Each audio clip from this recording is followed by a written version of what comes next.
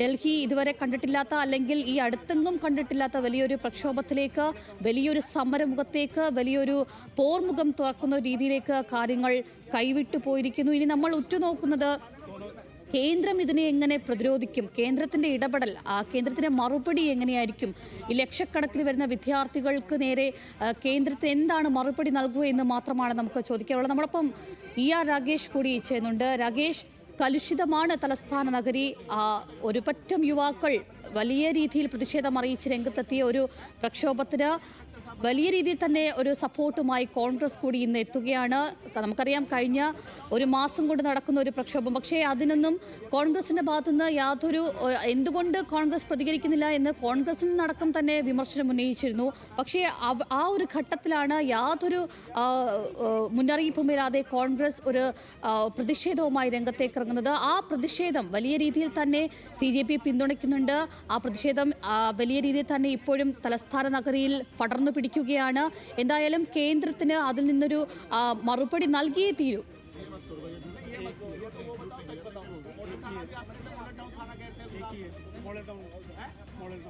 വ്യാപിക്കുകയാണ്. CJPയുടെ പ്രതിഷേധമാണ് കഴിഞ്ഞ ദിവസങ്ങളിൽ കണ്ടതെങ്കിൽ മുഖ്യ പ്രതിപക്ഷ പാർട്ടി തന്നെ ഇപ്പോൾ ആ സമരം ഏറ്റെടുത്തിരിക്കുന്നു എന്ന് തന്നെ പറയാം. അതാണ് ഇപ്പോൾ നമ്മൾ അല്പം മുമ്പ് പ്രധാനമന്ത്രിയുടെ വസതിക്ക് മുന്നിൽ ഏതാണ്ട് 3 മണിക്കൂർ നേരം കണ്ടത്.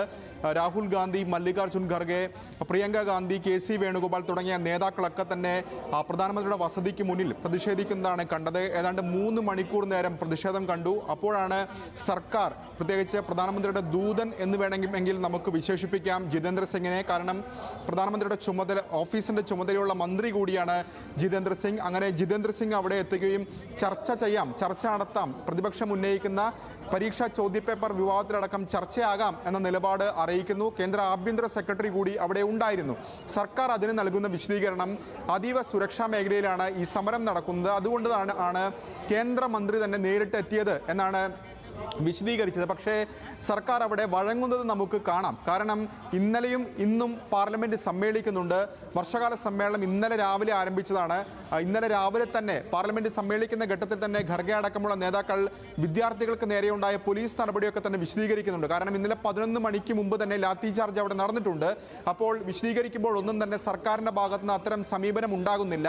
ഇന്നും പ്രതിപക്ഷം ഈ വിഷയം ഉന്നയിക്കുന്നുണ്ട്. ഖർഗെ തന്നെ രാജ്യസഭയിൽ ഈ വിഷയം ഉന്നയിക്കുമ്പോൾ ഭരണപക്ഷം തന്നെ ബഹളമുണ്ടാക്കുന്ന അല്ലെങ്കിൽ മുദ്രാവാക്യം മുഴക്കുന്നതാണ് കണ്ടത്. അങ്ങനെ നിമിഷങ്ങൾക്കകം രാജ്യസഭ പിരിയുന്നതും കണ്ടു.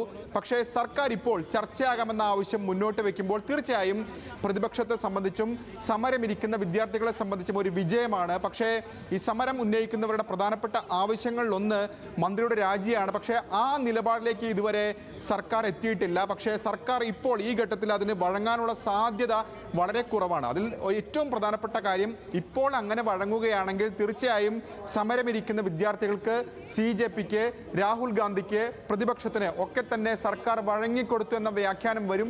തീർച്ചയായും ഒരു പരാജയമായി അത് വിലയിരുത്തപ്പെടും എന്നുള്ളത് കൊണ്ട് തന്നെ ഇപ്പോൾ അത്തരത്തിലൊരു നിലപാടിലേക്ക് സർക്കാർ പോകാനുള്ള സാധ്യത വളരെ കുറവാണ്, ഇല്ല എന്ന് തന്നെ പറയാം. പക്ഷേ എന്തായിരിക്കും സർക്കാരിൻ്റെ അടുത്ത നീക്കം എന്നുള്ളത് നിർണായകമാണ്. കാരണം രാഹുൽ ഗാന്ധി അടക്കമുള്ള നേതാക്കളാണ് അറസ്റ്റിലായിട്ടുള്ളത്. രാഹുൽ ഗാന്ധി പ്രതിപക്ഷ നേതാവാണ്. പ്രത്യേകിച്ച് രാഹുൽ ഗാന്ധി അറസ്റ്റ് ചെയ്ത രീതി നമ്മൾ കണ്ടതാണ്. CRPF സുരക്ഷയുള്ള നേതാവാണ് രാഹുൽ ഗാന്ധി. അത്തരത്തിൽ CRPF സുരക്ഷയുള്ള നേതാവിനെ CRPFന്റെ സാന്നിധ്യത്തിലാണ് ഡൽഹി പോലീസ് അറസ്റ്റ് ചെയ്ത് നീക്കുന്നത് നമ്മൾ കണ്ടത്. അപ്പോൾ തീർച്ചയായും സ്വാഭാവികമായും ഈ വിഷയങ്ങളൊക്കെ തന്നെ പാർലമെന്റിൽ ചർച്ചയ്ക്ക് വരുമെന്ന കാര്യത്തിൽ സംശയമില്ല. കോൺഗ്രസിന്റെ പ്രധാനപ്പെട്ട നേതാക്കളൊക്കെ തന്നെ ഇപ്പോൾ അറസ്റ്റിലായിരിക്കുന്നു. ഇന്നലെയും ഇന്നും സഭയിൽ കണ്ടത് വിദ്യാർത്ഥികൾക്ക് നേരെയുള്ള പ്രതിഷേധമാണ് ചർച്ചയായതെങ്കിൽ നാളെ തീർച്ചയായും കോൺഗ്രസ് നേതാക്കൾക്കെതിരായ പോലീസ് നടപടി അടക്കമുള്ളവ ചർച്ചയാകുമെന്ന കാര്യത്തിൽ സംശയമില്ല. അപ്പോൾ സർക്കാർ എന്ത് പ്രതിരോധം തീർക്കും എന്നുള്ളത് നിർണായകമായ കാര്യമാണ്. സർക്കാരിനും പോലീസിനും ഇക്കാര്യങ്ങളൊക്കെ തന്നെ കണക്ക് കൂട്ടുന്നതിൽ വലിയ പാളിച്ച സംഭവിച്ചു എന്ന് തന്നെ പറയാം. കാരണം ഇന്നലെ ഉണ്ടായ സമരമാണ് ഇപ്പോൾ ഇതിൻ്റെയൊക്കെ തന്നെ തുടക്കമായി നമുക്ക് കാണേണ്ടത്. കാരണം മിനിഞ്ഞാന്ന് രാത്രി തന്നെ ജന്തർ മന്ദറിലേക്ക് വലിയ തോതിൽ ആളുകൾ എത്തിയിരുന്നു. ആ ഘട്ടത്തിലാണ് ഈ സമരം ശക്തമാകുന്ന തിരിച്ചറിവൊക്കെ തന്നെ സർക്കാരിന് ഉണ്ടാകുന്നത്. അപ്പോഴാണ് ഡൽഹി പോലീസിനെ ഒരു ചർച്ചയ്ക്കായി സർക്കാർ നിയോഗിക്കുന്നത്. അങ്ങനെയാണ് ഡൽഹി പോലീസ് ആദ്യം ഈ ചർച്ചയ്ക്ക് സന്നദ്ധ അറിയിക്കുന്നതും സെക്രട്ടറി തല ചർച്ചയാകാം എന്ന ആവശ്യമൊക്കെ തന്നെ മുന്നോട്ട് വയ്ക്കുന്നതും. പക്ഷേ മന്ത്രിമാർ തന്നെ ചർച്ച വേണമെന്ന ആവശ്യം CJP മുന്നോട്ട് വെച്ചു. അതും പ്രധാനപ്പെട്ട നേതാക്കൾ ചർച്ച നടത്തണമെന്ന ആവശ്യം അവർ മുന്നോട്ട് വെച്ചു. അങ്ങനെയാണ് JP നഡ്ഡ ഈ നേതാക്കളുമായി CJPയുടെ 2 നേതാക്കളുമായി ചർച്ച നടത്തുന്നതും അവരുടെ ആവശ്യങ്ങൾ കേൾക്കുകയും ചെയ്തത്. ഇതുവരെ സർക്കാർ ആ വിഷയത്തിൽ ഏതായാലും നിലപാട് വ്യക്തമാക്കിയിട്ടില്ല. അതിന് പിന്നാലെയാണ് വലിയ തോതിലുള്ള പോലീസ് നടപടിക്ക് കൂടി സാക്ഷിയാകുന്നത് ജന്തർ മന്ദറും പാർലമെന്റിന്റെ പരിസരവും ഒക്കെ തന്നെ. അപ്പോൾ അതിനുശേഷം തീർച്ചയായും കോൺഗ്രസ് കൂടി ആ വിഷയം ഏറ്റെടുക്കുന്നത് നമ്മൾ കണ്ടു. അതിന്റെ തുടർച്ചയായിരുന്നു ഇന്നത്തെ സമരങ്ങളൊക്കെ തന്നെ. ആ സമരത്തെയാണ് ഈ നിലയിൽ ഡൽഹി പോലീസും, പ്രത്യേകിച്ച് കേന്ദ്ര ആഭ്യന്തര മന്ത്രാലയത്തിന് കീഴിലാണ് ഡൽഹി പോലീസ് ഉള്ളത്, അവർ കൈകാര്യം ചെയ്യുന്നതൊക്കെ തന്നെ നമ്മൾ കണ്ടത്. തീർച്ചയായും വലിയ പ്രതിഷേധത്തിലേക്ക് കടക്കുകയാണ് രാജ്യത്തിന്റെ പല ഭാഗങ്ങളിൽ. കേരളത്തിൽ പലയിടത്തും ഇതിനോടകം തന്നെ യൂത്ത് കോൺഗ്രസ് പ്രവർത്തകരും KSUവും ഒക്കെ തന്നെ തെരുവിലിറങ്ങിക്കഴിഞ്ഞു. കോൺഗ്രസ് നേതാക്കളും തെരുവിലിറങ്ങിക്കഴിഞ്ഞു. ഒരുപക്ഷെ ഇന്ന് രാത്രി പലയിടങ്ങളിലും രാജ്യത്തെ പ്രധാനപ്പെട്ട നഗരങ്ങളിലും ഒക്കെ തന്നെ വലിയ തോതിലുള്ള പ്രതിഷേധങ്ങൾ ഉണ്ടായേക്കാം. നാളെയും ഇതിൻ്റെ തുടർച്ചയുണ്ടാകും. അങ്ങനെ വലിയ പ്രക്ഷുബ്ധമായ സമരരംഗത്തേക്ക് പ്രതിപക്ഷ പാർട്ടികൾ കടക്കുകയാണെന്ന കാര്യത്തിൽ സംശയമില്ല. തീർച്ചയായും സർക്കാരിന് ഇക്കാര്യത്തിൽ മറുപടി പറയേണ്ടി വരും. അഞ്ജലി. തീർച്ചയായും രാകേഷ്, എന്തായാലും ഈ CRPF സുരക്ഷ പോലുമുള്ള പ്രതിപക്ഷ നേതാവിനെ അടക്കം ഇത്തരത്തിൽ കയ്യേറ്റം ചെയ്യുകയാണ് പോലീസ് എന്നുണ്ടെങ്കിൽ സാധാരണക്കാരായ ആ കുട്ടികളുടെ അല്ലെങ്കിൽ CJP എന്ന് പറയുന്ന യുവതലമുറയുടെ അവസ്ഥ എന്താണെന്ന് പോലും നമുക്ക് മനസ്സിലാവുന്നേ ഉള്ളൂ. കഴിഞ്ഞ ദിവസങ്ങൾ നമ്മൾ കണ്ടത് ആ രീതിയിലുള്ള പ്രതിഷേധങ്ങൾ തന്നെയാണ്. ഈ രാഹുലിനെ ഉൾപ്പെടെ അറസ്റ്റ് ചെയ്ത് നീക്കിയ പോലീസുകാരന് നെയിം പ്ലേറ്റ് ഇല്ല എന്ന് കൂടി നമ്മൾ ആ ഒരു വിവരം കൂടി നമ്മൾ പുറത്തു വരുന്നുണ്ട്. ഈ നെയിം പ്ലേറ്റ് ഇല്ലാത്ത എന്തെന്ന് അറസ്റ്റായ പ്രവർത്തകർ ചോദ്യം ചെയ്യുമ്പോൾ സംശയമുണ്ടെങ്കിൽ പരിശോധിക്കാമെന്ന് പോലീസുകാരൻ്റെ പ്രതികരണം കൂടിയുണ്ട്. പക്ഷേ അപ്പോഴും വലിയൊരു ആശയക്കുഴപ്പമല്ലേ രാകേഷ് ഈ കാര്യത്തിൽ ഉണ്ടാകുന്നത്? കാരണം ഈ അറസ്റ്റ് ചെയ്ത് കൊണ്ടുപോയ നേതാക്കളെ അടക്കം എങ്ങോട്ടേക്കാണ് കൊണ്ടുപോയതെന്ന് പോലും നമുക്ക് മനസ്സിലാക്കാൻ, ഈ നിലവിലൊരു സാഹചര്യം മനസ്സിലാക്കാൻ പറ്റുന്നില്ല. അങ്ങനെ നോക്കുമ്പോൾ പോലീസിൻ്റെ ഒരു പ്രതികരണം ഈ ഒരു തരത്തിലാണ്. അപ്പോൾ എങ്ങനെയാണ് ഇനി മുന്നോട്ടുള്ള കാര്യങ്ങൾ എന്തായിരിക്കും? നേതാക്കളൊക്കെ തന്നെ അറസ്റ്റിലാണ്. ഈ പോലീസ് വാഹനത്തിൽ പോകുന്ന ദൃശ്യങ്ങളൊക്കെ തന്നെ പുറത്തു വരികയും ചെയ്തു.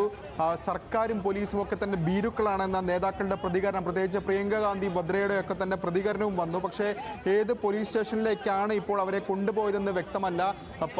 പ്രധാനമന്ത്രിയുടെ വസതിക്ക് സമീപമുള്ള പോലീസ് സ്റ്റേഷനിലാണോ അതോ ഇത്തരത്തിൽ പാർലമെന്റ് സ്ട്രീറ്റിലെ പോലീസ് സ്റ്റേഷനിലാണോ എന്ന കാര്യത്തിലൊന്നും വ്യക്തമല്ല. പക്ഷേ നേരത്തെ പവൻ ഖേര അടക്കമുള്ള നേതാക്കൾ പറഞ്ഞത് എവിടേക്കാണ് കൊണ്ടുപോയതെന്ന് വ്യക്തമല്ല എന്നാണ്. സാധാരണഗതിയിൽ ഇത്തരം വിദ്യാർത്ഥി സമരങ്ങളൊക്കെ തന്നെ ഉണ്ടാകുമ്പോൾ ഇത്തരത്തിൽ ആളുകളെയൊക്കെ തന്നെ സമരരംഗം ശാന്തമാക്കാൻ വേണ്ടി ചില നടപടികളൊക്കെ തന്നെ പോലീസ് സ്വീകരിക്കാറുണ്ട്. അതായത് ഡൽഹിയിലെ പല ഭാഗങ്ങളിലൂടെയും വാഹനം കൊണ്ടുപോവുകയും പിന്നീട് ഏറെ വൈകി പോലീസ് സ്റ്റേഷനിൽ കൊണ്ടുവരുന്ന നടപടിയൊക്കെ തന്നെ ഡൽഹി പോലീസ് സ്വീകരിക്കാറുണ്ട്.